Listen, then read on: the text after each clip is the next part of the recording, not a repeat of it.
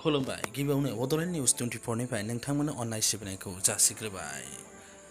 रुंसारि जानाय लाइमोन लिरगिरि नलित बर'नि जोबथा बिदायखौ दिनै होनाय जायो। बे बुब्लियाव गामिनि रायजो राजाजों लोगोसे गुबुन गुबुन दोलो आफाद आरो फसंथानफोरा बिथांनो जोबथा मान बावो।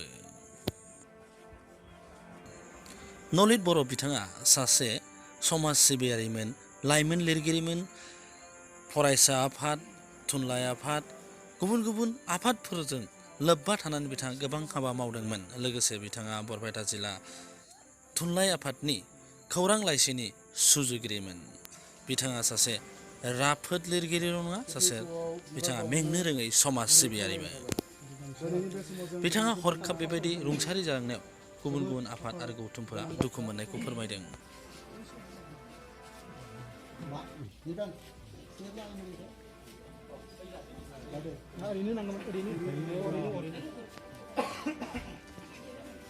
सारनिसिम रोजा रोजा साबायखर आरो सिबिनायखौ बेनि उनाव बिथां बर'आ बयजोंबो मोजां मोनजाग्रा सासे सुबुंमोन। ओनसोलनि रायजो राजाफ्रा बिथांखौ जोबोर मोजां मोनोमोन। बिथाङा बर' लाइमोन लिरगिरि गौथुमनिबो सासे सुजुगिरिमोन।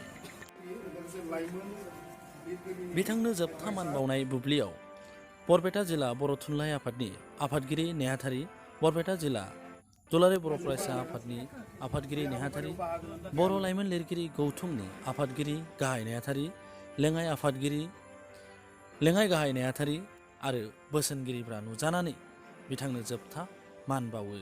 बेजों लोगोसे बरपेटा जिल्ला ट्राइबेल संघनि दैदेनगिरि, बरपेटा जिल्ला बाथौ महासभानि दैदेनगिरि आरो गुबुन गुबुन आफाद आरो गौथुमफोरा बिथांनो जोबथा मान बावो।